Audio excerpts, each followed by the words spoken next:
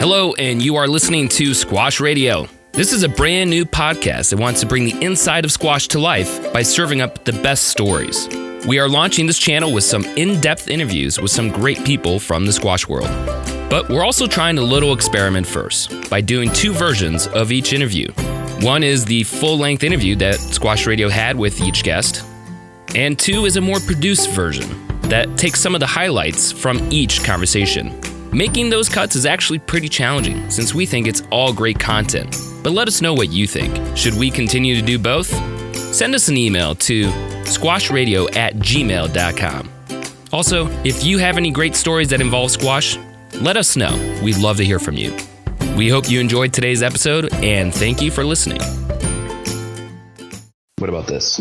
This call is being recorded. Hey there, squash fans. Well, today we have a great guest for you. His name is Christopher Gordon, and he's originally from New York City. And he's been at the top of the squash scene here in the United States for the past 15 years. He's done that by achieving a world ranking of number 44. He's represented Team USA almost more than anyone in history, with 5 World Team Championships, 3 Pan American Games, 2 World Games, 2 World Junior Championships, and a handful of Pan Am Federation Cups. Christopher has also been number 1 in the United States and has won the U.S. National Championship. Beyond his achievements on the court, Chris has also been an amazing ambassador for the sport of squash. He's done exhibitions all over the country. He's also commentated on Squash TV, even emceeing for the U.S. Open. I got to know Christopher in New York City when I first started out my squash career, and we overlapped when I was trying out for Team USA, yet not even coming close to achieving what he had. I also worked with him through the national championships, U.S. Open, and Team USA when I worked for U.S. Squash. But I hope this conversation helps you get to know him a little bit better like I have over the years. So here's a quick little overview of what Christopher and I sit down and talk about. And some of the insights you'll learn have to do with what actually happens with the professional players and signing up for a tournament. What happens in the last few minutes before a tournament on the PSA Tour closes.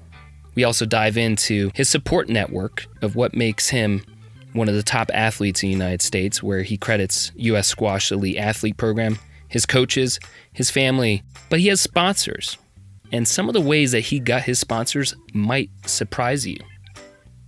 Lastly, we close it out with him representing Team USA, as well as what winning the national championships in 2013 meant to him. So without further ado, here's Christopher Gordon. All right. Well, welcome to Squash Radio, and we have a great guest today, Christopher Gordon. I want to thank you for being one of our first guests here on Squash Radio and doing this podcast, and really appreciate you taking the time to connect with us today. No, thank you so much, Connor. It's a pleasure to be here. Well, I want to just jump straight into it, and basing it off of something that's recently just ended is the Tournament of Champions and Grand Central Station. And I know, being a New Yorker yourself, this must have had such an impact on you growing up that I just want to spend a few minutes talking about that. Like, do you remember your first TOC experience? Wow. I mean, I don't actually remember the first one because there've been so many, but I remember as a really young kid that it played a huge role in my enthusiasm for the game and motivating me to become a professional player. I mean, I remember as a kid staying up till all hours of the night watching some unbelievable matches. And I also remember helping out a little bit with the tournament in terms of, like, during the day, like putting programs on some of the patrons' seats and you know, getting towels in the right areas and stuff like that. And I remember it was always a really huge highlight on my yearly calendar. So when you first saw the tournament champions, had you already been playing squash and you were drawn to it, or did you see squash for the first time at the tournament? No, I'd already been playing a couple of years, but at that point I'd never really seen high level professional squash.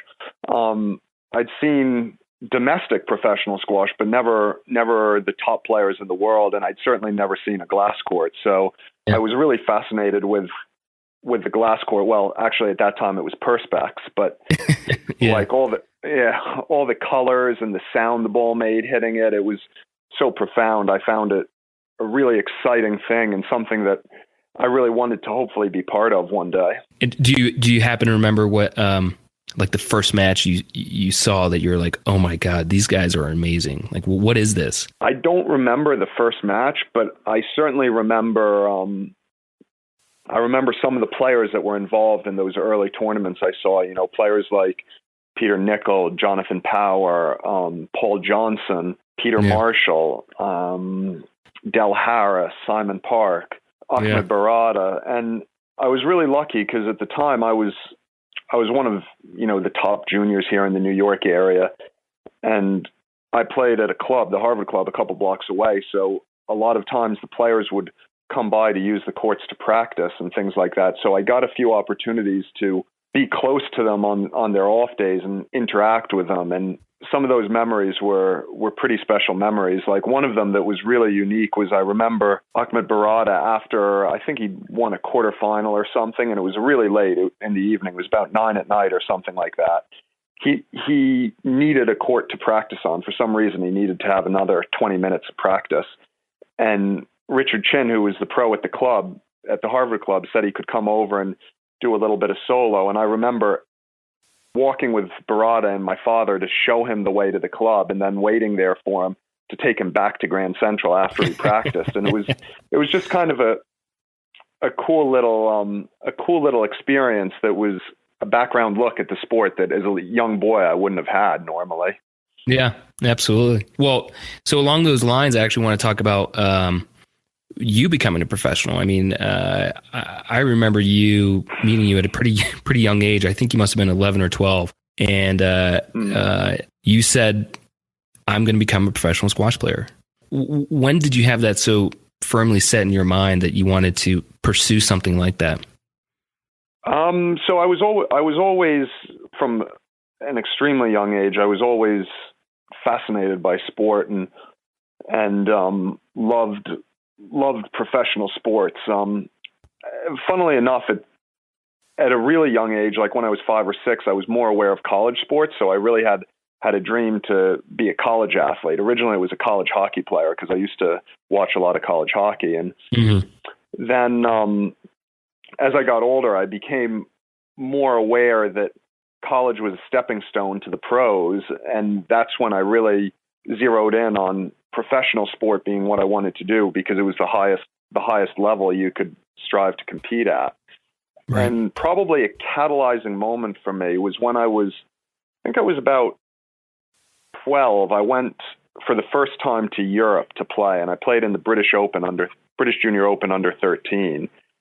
And I think I lost in the first round and maybe won a round in the plate and then lost in the next round. So it kind of shows just how off the mark of the top juniors in the world I was. But just being there and getting to see some of the top juniors in the world, right up to juniors who would be turning pro soon, I found really inspiring. And I love the idea of traveling to compete and things like that. And that was a moment where I really said to myself, I want to really make this a goal of mine and work as hard as I can to make this a reality. Yeah. Well, so it looks like, and this is on your PSA profile, you officially turned professional in 2002. I mean, in 2002, I wouldn't have really considered myself a professional. So I think the first year or two, I was quote unquote on tour. I only played 1 or 2 tournaments, and it was mostly just an opportunity to get experience because we had a few tournaments at the time here in the States, and it was just a chance for me to kind of get my feet wet and see just how high the level really was and how much work I had to do. I think my first pro tournament was actually in Oklahoma City, and I think in the first round, I think I played an English player called Shahid Khan that actually works in Detroit now. Oh, really? Yeah. So the first year I played Oklahoma City, and then the second year I was on tour, I played Salt Lake City and Oklahoma City back to back, I believe. So those were really my first experiences on the tour. And how did those go? I can't remember very well. I think maybe my first match I might have lost in 5 games, but I'm not 100% sure if it was that close or if I'm just looking back with rose-colored spectacles, you know? Yeah, absolutely. But I remember the experience of being around the event and being around the players was a really kind of profound thing for me, and seeing how the players, even after they lost, would still go and train twice a day, and just being in that environment was something that I really enjoyed and helped motivate me for the years to come. Yeah. What was one of your most memorable first wins and one of your most memorable first losses on the Pro Tour? On the Pro Tour, wow. I mean, we're going back. Yeah, really this is testing you, man. I remember in Salt Lake one year I played Patrick Chifunda, and we had a huge match, and I can't actually remember if I won it or lost it.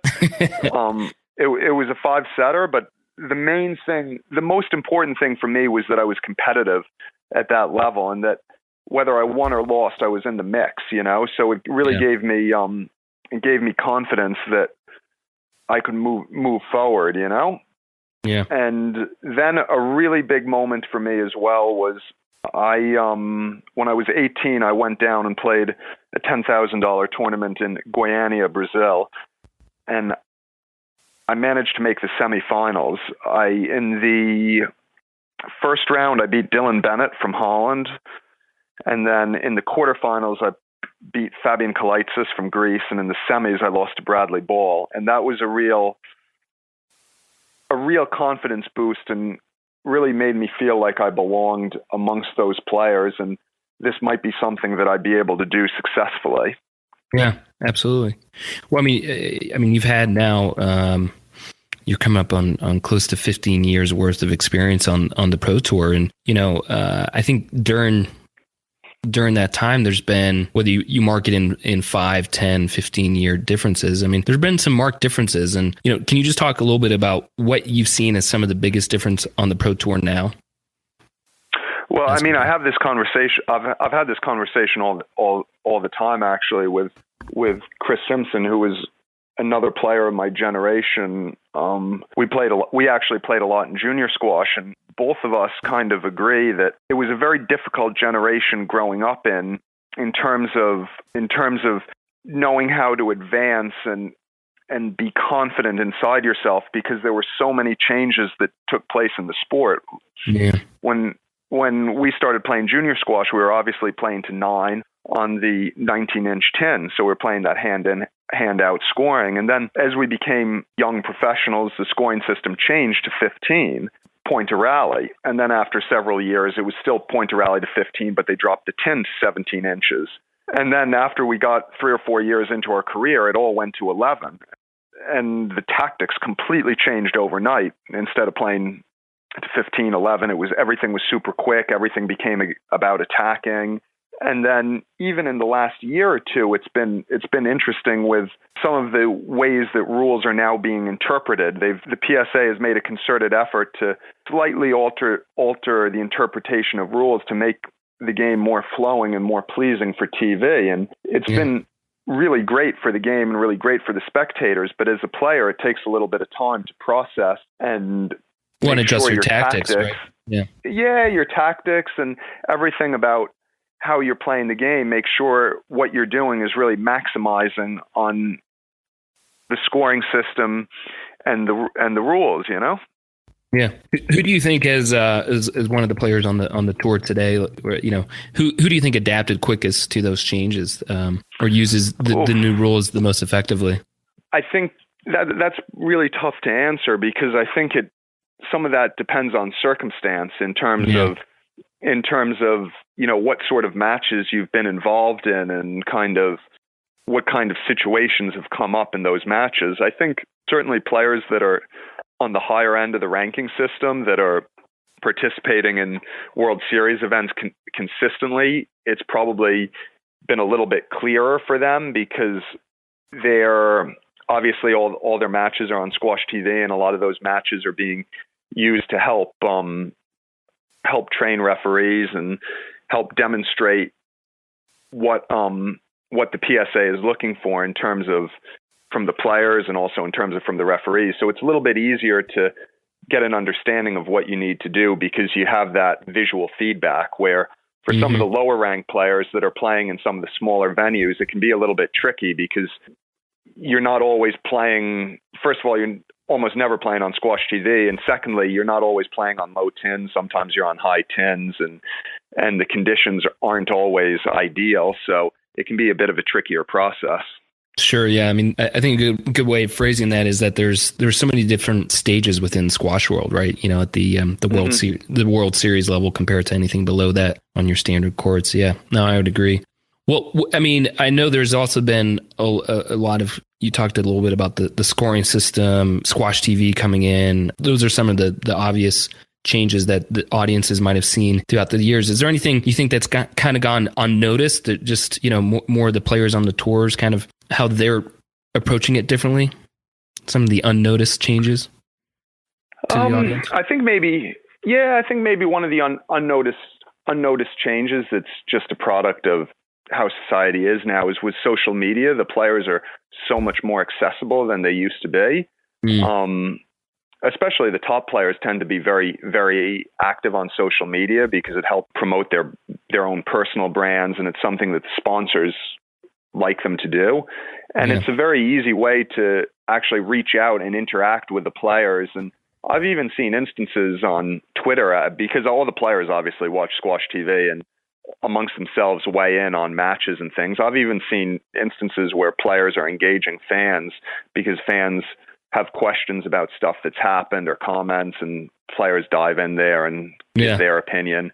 And that's certainly something that was never happening, 15 years ago when I joined the tour, because social media just wasn't what it is today. Yeah, absolutely. And how are you fairly active on the social media? I mean, I probably could be a bit more active. I do have Twitter and Facebook and Instagram. I tend to not post too much. I tend to like to sit in the background and lurk and see what everyone else is saying and take it all in. But I do on occasion get involved. And actually, funnily enough, going back to your previous question about some changes that squash fans wouldn't have realized, I just thought of a really, really unique one. Yeah. So 15 years ago when I joined the tour, all your entry forms for PSA tournaments would be faxed in. And now, obviously, it's done with an online portal where we all have our own password and go on and see entry lists and can enter tournaments based on who else is entered. But back in the day, you basically were just putting your name in blindly and hoping you got a good draw. Where now the players are very savvy; they're entering tournaments and seeing who else is entered, and then pulling out if they don't think their opportunity is as good in one tournament as the other. So that aspect of the game has changed dramatically as well. Oh, so interesting. So the players, and is that something you guys talk about, or you more notice what's going on as trends in terms of like, hey, this tournament's really strong, so maybe I should skip that one? Is that something? No, it's something. I mean, we probably, we dedicate hours on hours at tournaments to chatting about this stuff, Yeah. Back when I joined the tour and we were faxing in entries, basically to find out who else was in a tournament, you'd have to call the office and ask one of the secretaries if she could read off a couple entry lists to you. And you didn't really fancy your chances, then you'd ask her to pull your name out of one of them. So it was a bit of a process, right? And you could only service one person at a time. So you wouldn't really get tons and tons of people calling in, Yeah. Well, not to mention the time differences too. Exactly, yeah, because it was all based around an English working day, because the office used to be in Cardiff in Wales. Yeah. Or I should say a British working day, where now with it being on the online portal, we can all see entry lists in real time, and it makes a big difference. It's quite funny, actually. Basically, our tournaments all close at noontime on a predetermined day, and then if you're in the main draw, you have I believe it's 12. You have 16. No, you have 24. You have 28 hours to pull out, basically. So it closes at noon on, say, a Wednesday, and then you'd have till 4 p.m.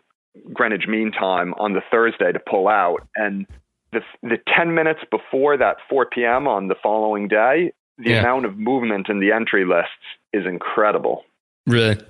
So, yeah. So, and you'll even get players in those last couple of minutes before tournament closes. You'll have guys in group chats on their phone, texting each other, asking what tournaments people are playing, and everyone's kind of jockeying for position to get the best draws possible. Yeah. And I mean, in terms of like the different, just to give a context of rankings, like what are the different levels of rankings that you think that impacts the most? I mean, obviously the very top players in the world are only going to be playing World Series events. So they're basically, just putting their name in the top events in the world and leaving it there. But pretty much everyone else, I'd say from 25 or 30 in the world down, it can make a huge difference to. Even, try, like, for instance, let's say you're 35 in the world, the difference between playing a 25K and being the number one seed, or maybe being in qualifying for 100K, is a big difference, Yeah, so absolutely. Players are always, of any level, are always looking for that slight advantage and trying to make the decision that they think will be most beneficial for them. Yeah. Yeah, that makes a lot of sense. So I want to give you a hypothetical that, let's say you're in charge of squash everywhere in the world right now. Is there any rule that you would want to change that you think would be, either good for yourself or good for the game? Or if you can make any one rule change, what would it be? Yeah, the rule that I would love to change, I'm not sure it would necessarily have a dramatic impact on the sport, but it would just make things easier to explain things, is I think when a player is hit with a ball, no matter where the ball is going, whether it's the front wall, the side wall, the back wall, it should just automatically be a let. I'm not a big fan of hitting a player with the ball going to the front wall and awarding a stroke to the striking player. I just think we've all agreed we don't want to encourage players hitting other players. So my question is, if we don't want to encourage it, why are we rewarding a player for hitting someone? Something for the PSA and everyone to consider, or the governing bodies. But it's an interesting one. Yeah, and I also think as well, just with that rule, it makes it a bit easier as well to explain to new club players. It's a blanket thing. If you hit someone with the ball, it's not recommended to do, and it's an automatic let. Yeah. And a lot of the reason why. Yeah, exactly. And a lot of the reason why I'd like to change it is, it's super frustrating when you get hit with a ball by accident and you lose the point.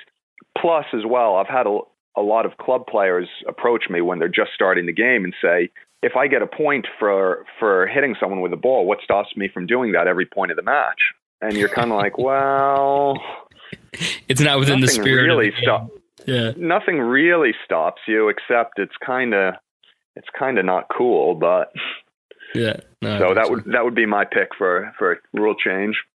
All right, I like it. Now I want to imagine that you're, being a veteran on the tour, that for new players coming on, that there's actually a job interview process for new PSA players, and you're interviewing one of the new prospect players. What would be some of the questions you'd want to ask them to see if they had the right stuff to make it on the tour? That's tricky because there are a lot of ways to, especially in this day and age with how big the tour has grown, there are a lot of ways to go on the tour and be successful.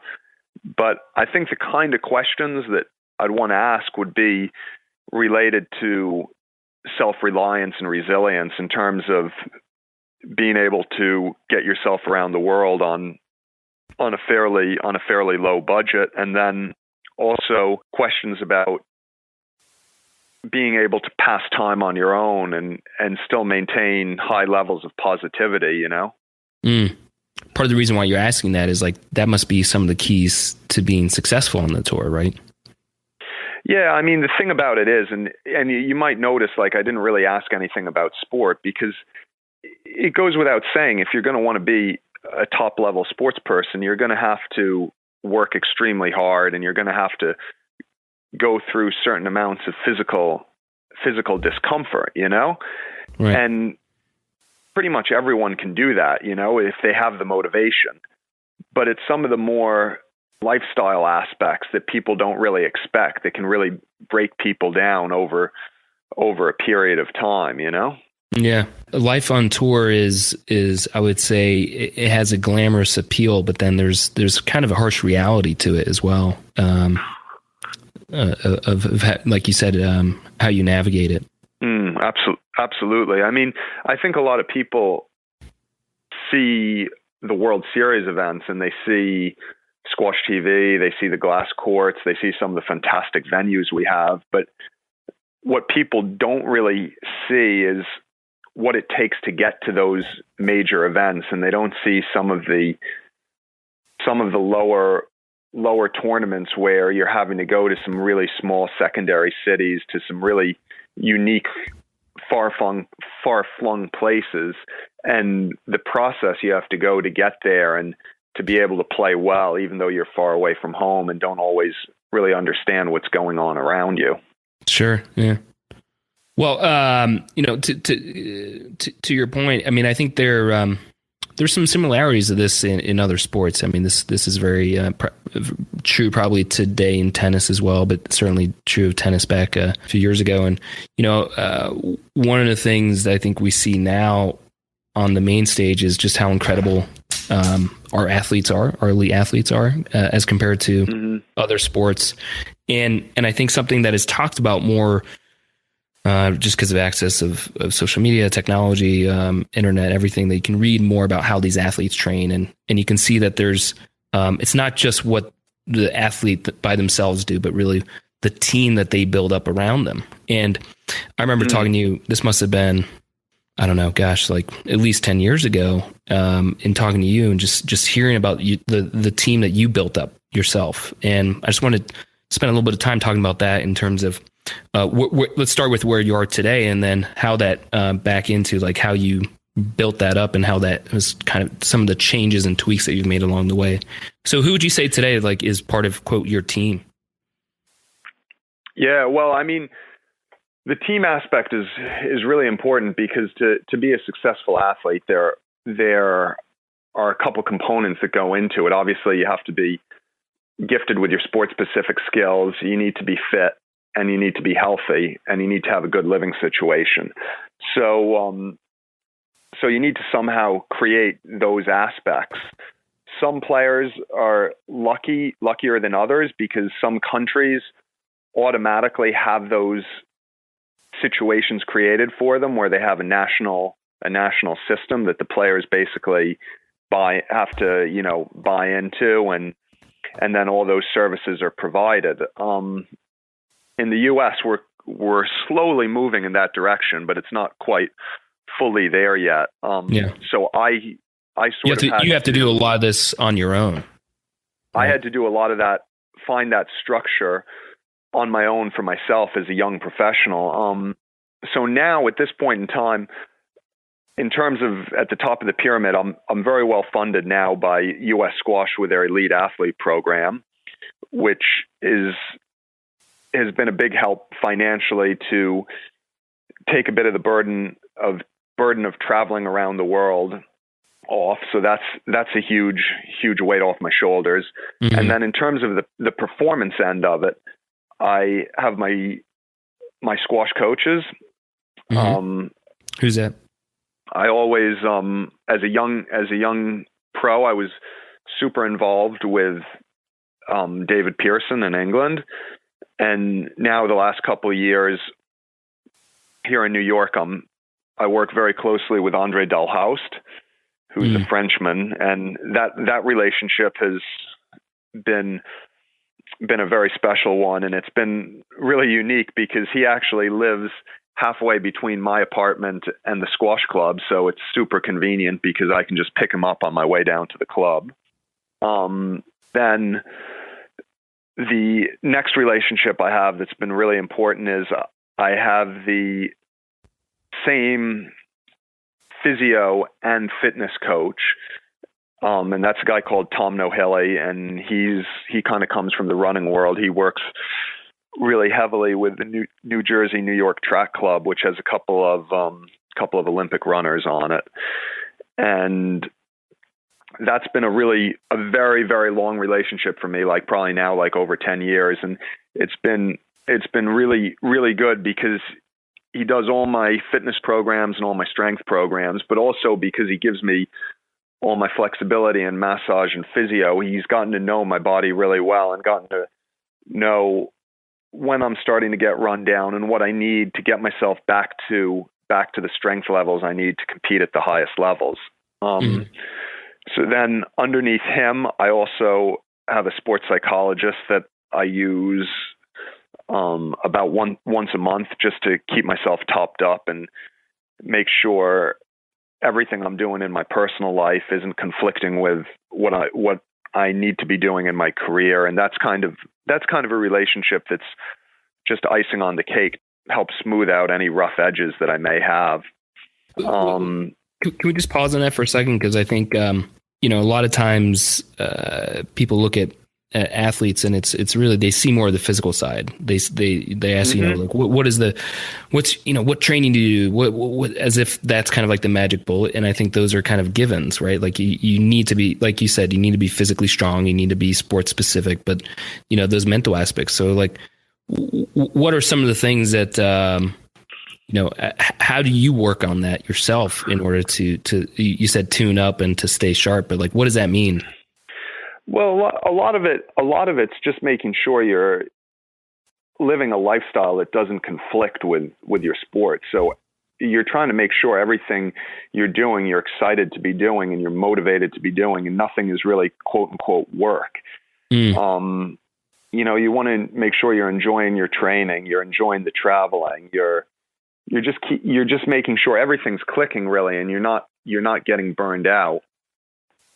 And a lot of that comes down to making sure you're giving yourself enough time for other relationships outside of squash, other interests outside of squash, and even making sure you're pushing yourself physically. You're playing enough tournaments and stuff, but you're scheduling them in such a way that you don't ever feel like it's too much and you can't handle playing another one. Yeah. So, but the thing that's probably unique about me that, will be true for a few other players is my relationships with my coaches and with my physio have been really long-standing relationships, and they've kind of morphed into more than just squash relationships. So very well on a personal level, and really know what makes me tick. So I'll look to them for advice about pretty much any aspect of my life, and won't hesitate to follow what they think are the best decisions for me. Yeah. And sorry to cut you off about the rest of your team, and you're saying you have your sports psychologist. Is there anyone else that makes up Team Gordo? I think probably, the two last parts of it would be my family, because they play a big role in who you are and what you do. It's not necessarily something dramatic. Everyone has family and everyone's involved with them, but it's important that they're on the same page with you about what your is. And then also as well for me, peripherally, it's my sponsors, because I'm making sure that I'm using equipment that I feel I personally really like and I really want to use. So it means that everything that I'm involved with isn't a chore. It's stuff that I want to be part of and I want to be doing. Who are some of your sponsors today? So probably my main sponsor is for my rackets, which is Technofiber. I currently use the Carboflex 125S, and I love the racket. I've been using some version of this racket or of this shape of racket for the last 5 years. And, hopefully I play with this racket or something very similar for the rest of my career, because I've found it really works very well for me. And I really like the frame. And as a brand, I really like Technofiber. I like their values. I like the way they've structured themselves. They really pride themselves on being almost like a family, a very close-knit group. And I've really enjoyed that and found the support that I get from their staff really, really unique and really special. Yeah. Then probably my second sponsor is my clothing sponsor, Soulfire, which is a clothing company that's based here in New York. They actually just opened their flagship store in Brooklyn and Williamsburg. Oh, wow. And I've been with them for the last 4 years. And I was probably I was certainly their first squash player, one of their first couple of athletes. They started out originally as a tennis brand. And now they've kind of morphed from that into a more fitness lifestyle oriented brand. But it's a really special company for me because, first of all, it's New York based like myself, and the warehouse where they design all the clothes is actually about a mile or 2 miles down the road from my current apartment. So it's been really unique for me to be able to go to the design center every couple of months and see the products they're working on and see their vision and see the artistic talent of the company. And it's been a real pleasure to be involved with, actually. Yeah. So you said you've been involved with them for 4 years, but how long has the company been around? The company's been around about 5 or 6 years. Oh, wow. Okay. Yeah. Yeah, so they're fairly new on the scene, but they're really, really expanding quickly, and the fact that they've managed to survive in tennis, which is a very competitive market, is a real testament to their product, the uniqueness of their designs and the quality of their product.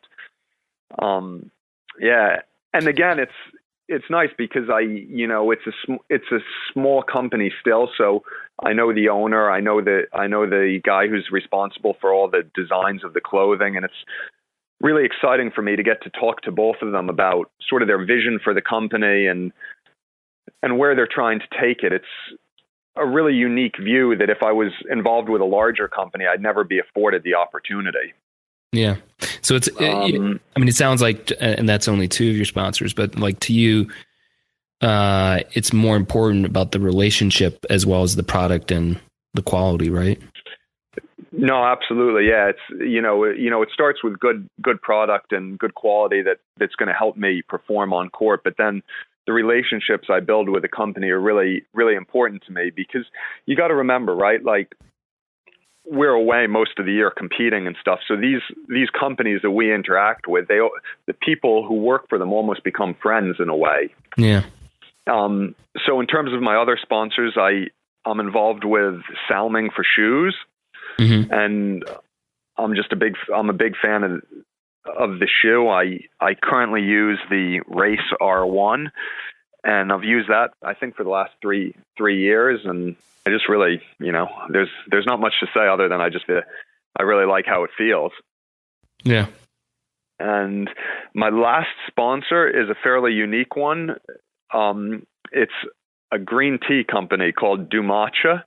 And I actually met them on Twitter because I tweeted something when I used to commentate with Joey at some of the World Series events about how I was preparing to go on camera with a cup of green tea and get myself in the right mind space or whatever. And they picked up on the tweet, and me and Dumatcha actually exchanged a couple tweets back and forth, and basically ended up in me receiving some cans of green tea and writing a few testimonials for them. So they've been a really unique and a great supporter of mine for the last couple of years. That's great. And is that, that seems like a pretty unique way to pick up a sponsor, but how have you found some of the other sponsors to work with? Technofiber and Salming, they kind of happened organically because they're very involved in squash, so so that's kind of in the squash world already. So that's just works through your connections. You're obviously very aware of the products because you've seen other players using them and you've gotten to test them at tournaments or whatever. And you might, because you like a product, you maybe reach out to the company to see if you guys might be able to start a relationship. My relationship with Soulfire that was kind of unique how that started, because I was, at the time, 4 years ago, I didn't have a clothing sponsor and I was buying a lot of Nike clothes just because I kind of liked the look. And I was hoping to get a clothing sponsor, but they can be harder to come by in the squash world when you're not one of the top players. And I basically was just looking on tenniswarehouse.com to see what other companies were out there. And I saw Soulfire and liked their clothing, and I actually just cold called the company and actually got the owner on the phone. I didn't realize I was speaking to the owner when I called up, but we sort of we hit it off, and I kind of mentioned, I must have obviously said a few buzzwords that were the right things to get his interest a little bit, and he got me a couple samples of clothing shortly thereafter, and we've sort of built up relationships slowly over time. We started with just a couple sets of clothing, and it's built up the more the brand and I have gotten to know each other. Yeah. I mean, I have seen you play in some of their clothing, and I've seen some of the other tennis players, and it really is, they're hitting the ball out of the park in terms of design, like you said, and really just how distinct it is to create that. Mm-hmm. And I think especially these days, like we were talking about earlier with social media and how those images can really impact audiences. And I think they're really kind of hitting that confluence of like those two things. So you really, it's impressive what they're doing. Yeah. So beyond just the switching gears a little bit about talking about overall like promoting squash, and obviously you have been on the tour promoting your own sponsors and all that, but I'm sure you've been asked to promote the sport in certain ways, whether it's with U.S. Squash or PSA or just even local tournament directors. And I always think that can there's some interesting moments that can get you into. What are some of the what are some of the hits and what are some of the maybe flops that have happened with you being asked to do certain things? Oh, that's a tough one, Connor. I've had some interesting experiences with the Tournament of Champions, doing some press for them really early in the morning. It seems like the news people like to film stuff very early, like 5 or 6 in the morning. So that's always aggressive, having to get up there and get down for that. And then the other thing that's always interesting is news anchors tend to be really, really overly enthusiastic because they sort of have to project to have it look good on camera. So it's always a bit interesting when it's that early in the morning and you're really dragging, and then you've got a news anchor that looks like they've popped about 6 Red Bulls and 2 espressos, Yeah. So, in terms of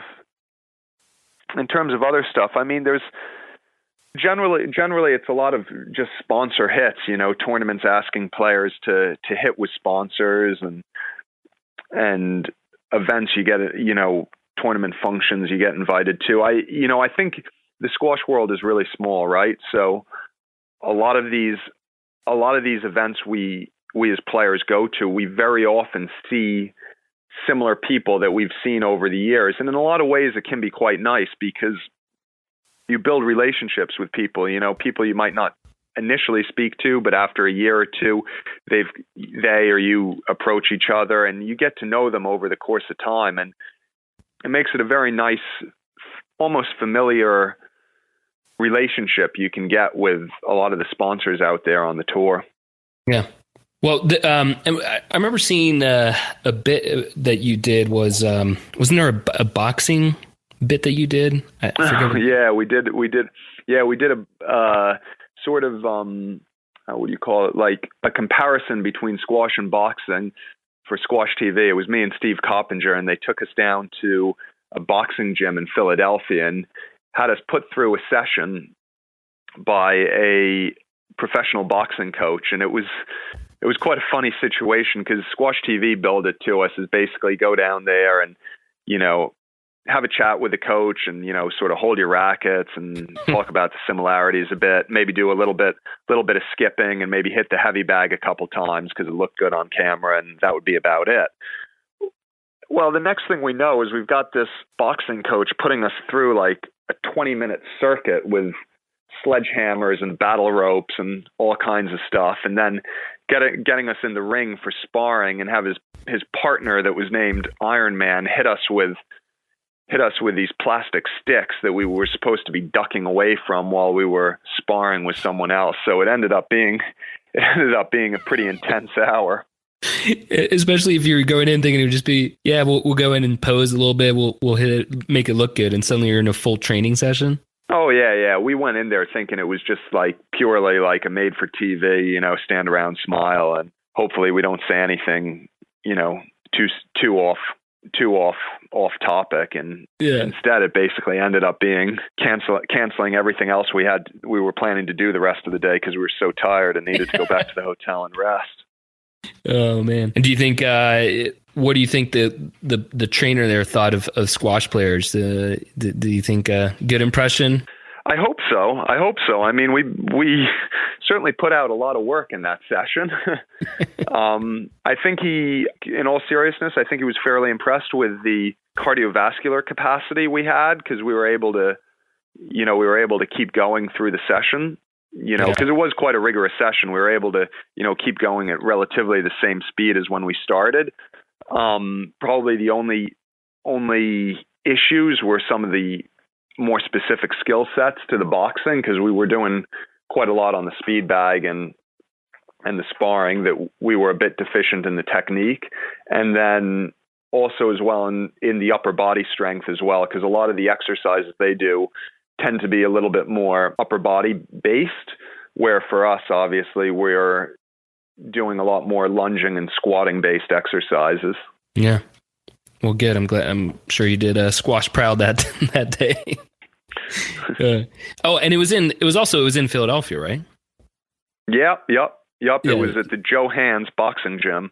Joe Hands. Okay. So trying to be a little Rocky-esque. Yep. Yeah. Absolutely. Yeah. Well, one of the other things I want to talk about was you and national teams, which I think I've heard this for a while, and I'm not sure if it's been verified. But are you the most decorated U.S. national team player? I suspect I am. I mean, I think some of the records going back are a bit shaky. I know Richard Chin has played the most world team championships of any American at 6. Mm-hmm. So touch wood, if I make the team for this year's world teams, that'll be my 6. Okay. So that would tie me with him for world teams, but I've probably played more Pan American games and Pan American championships than he has. So I think if you went on a total match count, I might be just total barely caps. Ahead. Yeah, total caps, yeah. But you're still only one of the most. I mean, I've got under my belt, I've got 5 world teams, 3 Pan American games, and then a whole bunch of Pan American Fed Cups. So there's a fair bit, and then a few world games as well. Oh yeah, so there's definitely 2 world games. So there's a fair bit in there. And 2 U.S. junior team. Yep, 2 U.S. World Junior Team Championships as well. Yeah. And on the men's side, you're the first year you performed with the men's team was back in 2005, right? And so how old were you then? I think I just turned 18. And what was it like being talk a little bit about the difference of like you being the young kid on the team, and then now you're one of the seasoned veterans and that transition. I think back then it was one of those where I never, even though I was a young kid on the team, I never felt massively singled out because I actually started my U.S. national team career at the same time that Julian Illingworth did. Mm-hmm. So he and I kind of went through that whole introductory process together. That first event we played was a Pan American Fed Cup in Tepic, Mexico. and it was an amazing experience just to be there with all the other countries and basically just see how much bigger the squash world was than you realized, and also just to see how many players of a high level there were from so many different countries that you just didn't realize were playing the game at such a high level. Yeah. So, and then, I think becoming a veteran on the team just kind of creeps up on you because you're just focused on what the next event is. You're focused on kind of, just playing and winning. And then you find you've played, so many events and people are asking you what it was like, 10 years ago and things like that. And it just kind of happens organically without you even really thinking about it. One thing I would say, one event in particular that was really special, my second World Team Championship was in Chennai, India, and that actually coincided with Richard Chin's sixth World Team Championship. And Richard was my childhood squash coach, so it was a really unbelievable opportunity that we both got to represent the U.S. together. Oh, wow. It was just kind of amazing how everything aligned to have that work out. It was really great getting to be there on that team with him after growing up and seeing him represent the U.S. for so many years. And do you remember what the lineup was in back in 2007? In Chennai? Yeah, for the U.S. team, who was playing for that one? I went on with Richard. It was Julian, myself, Jamie Crombie, and Richard, I think. So, and I think the first one I played in Tepic, which I think you said was 2005 or 4. That was Michael Puertas, Preston Quick, Julian, and myself. So there was kind of an interesting part in the national team where you had these guys like Richard Chin and Jamie Crombie, Michael Porters, who were even Damian Walker, who were just mainstays on the U.S. national team, and then basically yourself and Julian coming up through the ranks. Do you remember the kind of like tipping point when you guys finally started, started taking them down versus just clipping at their heels? What year was that turning point for you? It's kind of tough to remember, and it was. I think one of the reasons it was tough to remember is because the way the team was selected back then was really different than it is now. Because then you kind of tended to have all the players tended to more be teaching pros at the time as well. So we actually had a pretty good domestic tour that we'd use to select the team. I think it was called like the Cherry Farm Selection Tour. It was sponsored by this tart cherry juice, Cherry Farm.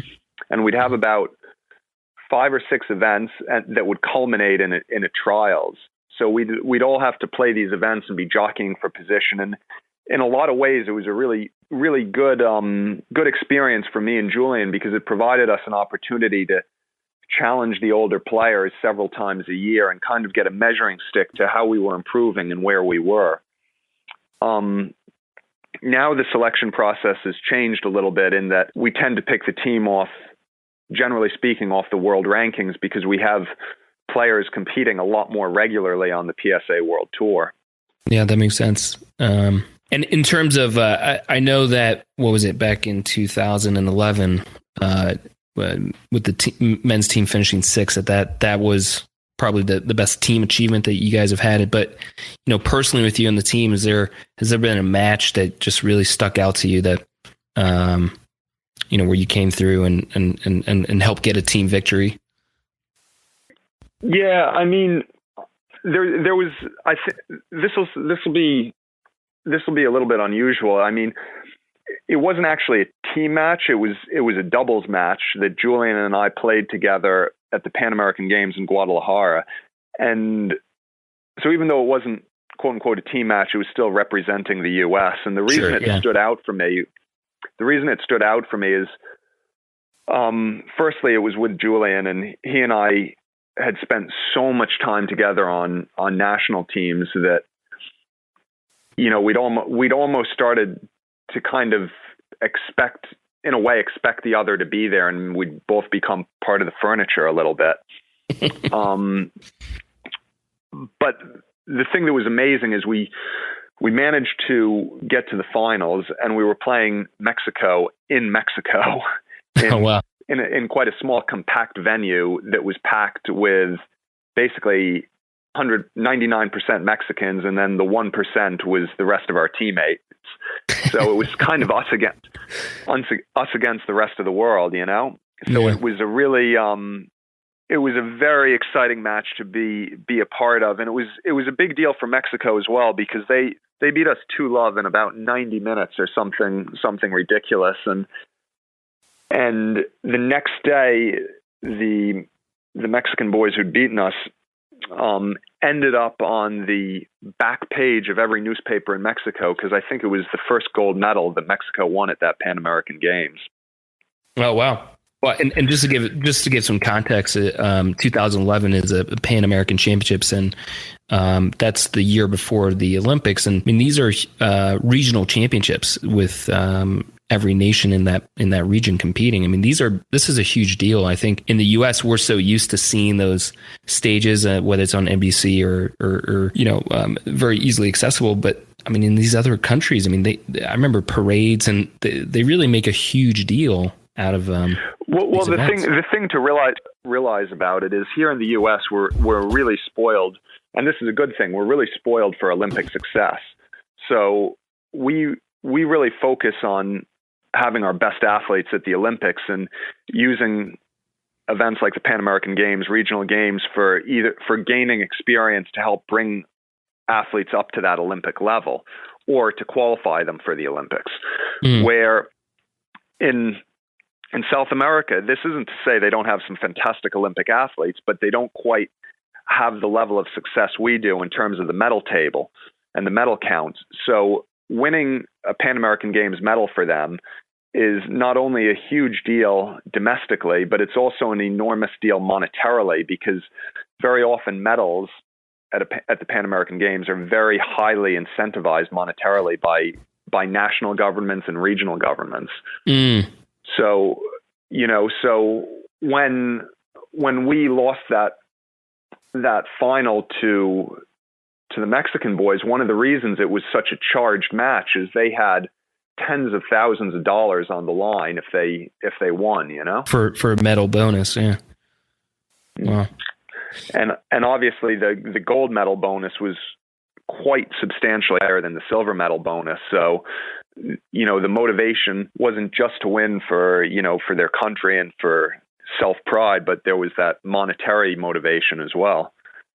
Wow. And were these matches being televised down in Mexico? Yes, I can't remember if I think that match might have been live. I mean, obviously I was on court, so I was a little bit oblivious to everything else going on, but I remember it was a really heated affair, and I remember basically it was on a traditional glassback court, with the fans were about 5 feet behind the court, so they were quite up on top of you, and there were flags and there were chants, Mexico chants going, and it was all quite intense, I can imagine. And so you picked this as one of your more memorable experiences, but which way did the match go? Oh, we lost 2-love, something like 11-9, 11-8, or something like that. It's a pretty but in 90 minutes, stage. In 90 minutes, oh, wow. which was a bit much, but yeah. So I mean that's you representing Team USA, and now just talking a little bit about yourself, and you've been able to win the junior national championship, and even knock out Julian Illingworth's run where you won in 2013. Talk about that and what those moments meant to you. Yeah, I mean, winning the nationals in 2013 was a really big deal for me, and was in some ways a huge relief, because Julian had such a kind of a stranglehold on the event. I mean, at that point, I think he'd won it 8 consecutive times. It almost didn't feel realistic to even hope to win one, because he was playing such a high level and was so confident in, especially in that particular event. So when Gilly beat him in the semi and I managed to get through to the final, I really felt there was a huge opportunity to be had. And I was really extremely happy with myself that I was able to play as well as I did and take that opportunity and get a national title to my name, because it was something that I was kind of in, I was trying not to let it worry me, but in the back of my mind, I was starting to go, I've been trying for so many years and it still hasn't happened. And is this maybe something that's going to get away from me, Yeah. So, I mean, was it pretty surreal when it actually happened? Yeah. I mean, it was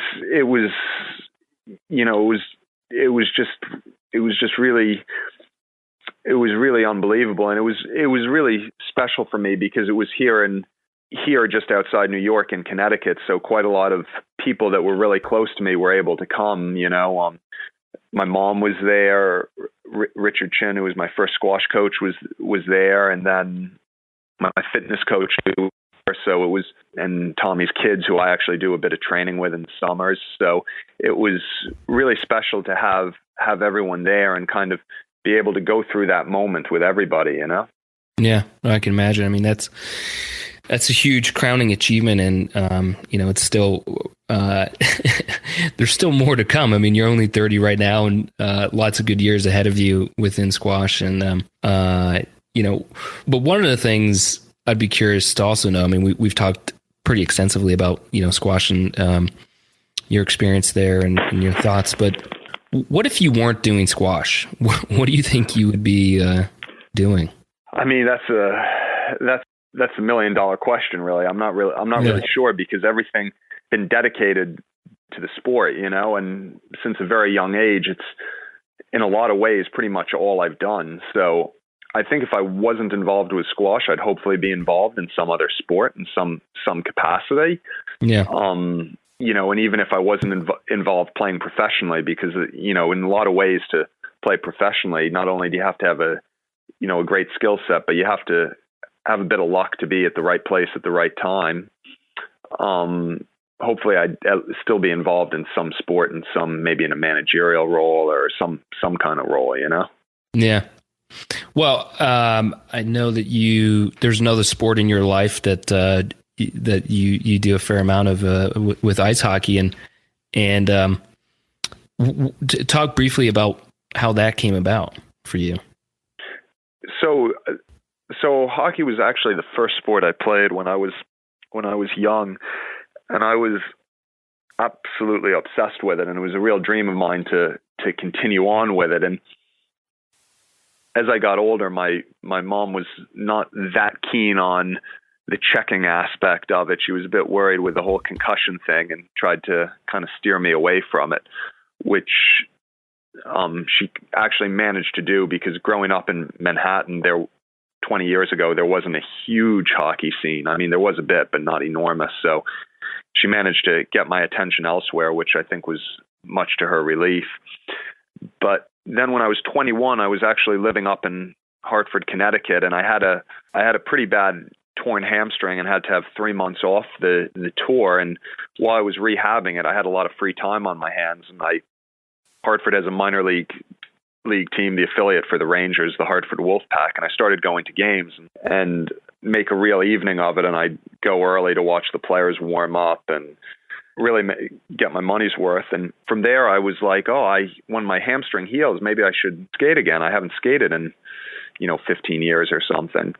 So I started skating again, and then I was like, let me ask the rink manager at Trinity where I was training. Maybe he'll let me take a stick and puck on the ice. So I asked him if it would be okay if no one was around. So I got a stick and started messing around with a stick. And then after a couple of weeks, I realized I didn't really just like messing around with a stick and puck, that I really wanted to play. So I went out and got myself all the gear and got back into it. And since then, for all of my 20s, it's been a really major part of my life away from squash. And I think in a lot of ways, it's helped my squash, because it's helped me play sport for the right reasons, just because you want to be out there competing, just grinding away and enjoying it and having a sweat. And it's not really about the winning or the losing or making money or anything, or the ranking points. It's really just about going out there and trying to improve and enjoying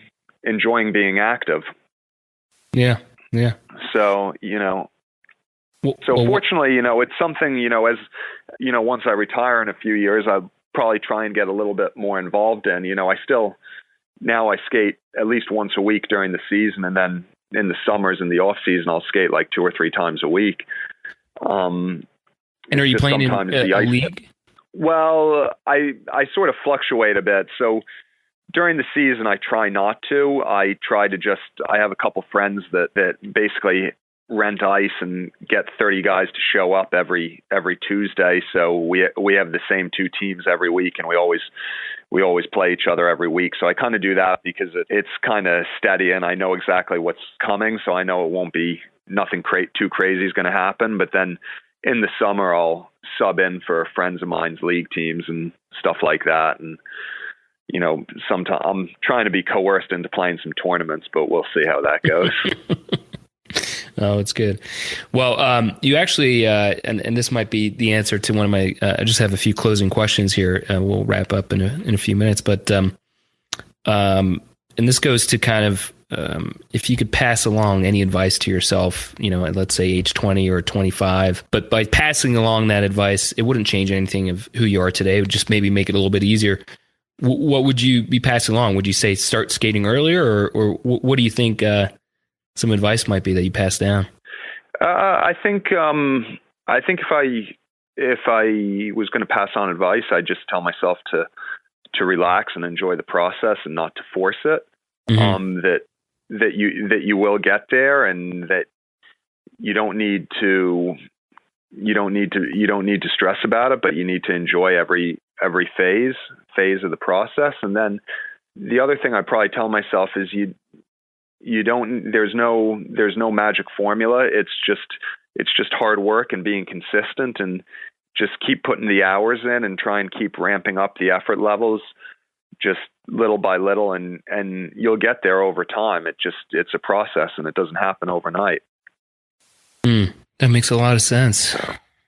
Well, in terms of, we're just turning over the clock here on 2017, and what forecasting your next season, whether it's, on squash or your own personal life or anything, like, what are some of the things that you're most excited about this upcoming year? I mean, the tour is getting stronger every year. It's super competitive. It's super deep. So for me this year, I'm just really excited about the opportunity to go out there and prove myself against some really challenging players, and try and get as many good wins against players ranked ahead of me as I can. Great. And what are, in terms of where you are right now, what are some upcoming tournaments that you're focused on? So I've got a fairly busy couple of weeks. I'm going to Detroit next week for the Motor City Open. Then 3 weeks from now, I'll be in Medicine Hat, Alberta. And then in the end of February, I'll be in Chicago for the Windy City Open, followed up by Portland for the Oregon Open. And then the start of March, I have the SL Green, which is our men's national championship in Philadelphia. So this is the heart of the season for you, and yeah, it sure is. It's really exciting. There's a lot of opportunity, and slightly challenging because I need to obviously say no to all my hockey buddies when they're calling me to sub in for their league teams for midnight skates and things like that. But it goes with a job. Yeah, exactly. When you're talking to some of your skating buddies and you say that you're a professional squash player, how many of them shake their head like, okay, I'm not quite sure what that is, or how many of them actually know squash? A fair few of them know what it is. Most of them, I would say, think I should probably dedicate more time to beer league hockey. They're more interested in the strength of their teams. I mean, I had one particular friend that thought it might be a good idea for me to miss a tournament so I could play a hockey tournament. You had to break the news to him. Yeah, I had to break the news. It was easier said than done, but I guess you win some, you lose some. Yeah. So, well, good. It sounds like you have a busy schedule coming up, and looking forward to following your results. And is there anything, any closing thoughts or asks that you have of people listening that whether it's for yourself or for the sport or something that you might want to share?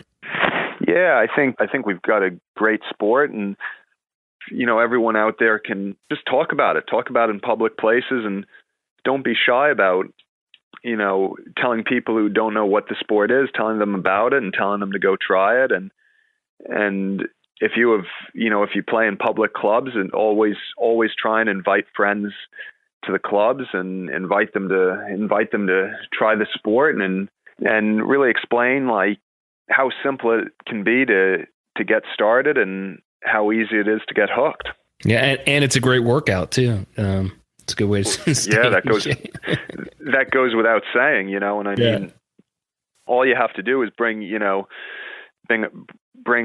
someone who's slightly skeptical down to the club and throw a heart rate monitor on them and get them on court and just see where their heart rate goes after 10 or 15 minutes. Yeah. I mean, I really do think it's, I think that's one of the things I know U.S. Squash is trying to help tackle, and is, once people try the sport, I think people get really hooked and addicted. It's so it's just trying to get, like you said, I think really not just saying, oh, you should try it, but literally taking them onto the court themselves and trying it out. That's the way I've seen more and more people really get hooked. Absolutely. And I mean, for people that don't live in specific squash hotbed cities, where accessibility may be more of an issue, don't be afraid of trying to be creative and adaptive. If you only have racquetball courts, still get out there and play. It's all about hitting the ball against the wall, even if you maybe have to alter some rules, Yeah. I mean, I've been to places that only have racquetball courts, which are obviously fairly similar dimensions, but don't have the tin on the front wall, where I've still gone out there and had a good session and just kind of adapted whatever my focus is to make use of the court, even though it doesn't have a 10. Yeah. So playing squash everywhere. Absolutely. Well, good. At this point, I just want to wrap things up and thank you for your time. And, hopefully what we can do is check in with you after the end of the season and see how this went. And we'll continue to check in. But I really appreciate all the time. And it's been a pleasure having you. No, that's awesome. Thank you so much, Connor. It's been great to chat with you. Well, thank you so much for your time today and for joining us on Squash Radio. We hope you enjoyed this latest episode. But before you leave, we just have one quick last message. As you know, Squash Radio wants to help tell some of the best stories from Squash World. But in order to do that, we want and welcome your help. Do you know a person or a story that involves squash that is interesting, funny, moved you care about, reflects your passion for the sport? Well, share it with us and let's try and get it out there on the air. You can email me at squashradio@gmail.com or reach out to us on social media. Again, thanks for your time, and well, until next time, be well and have fun.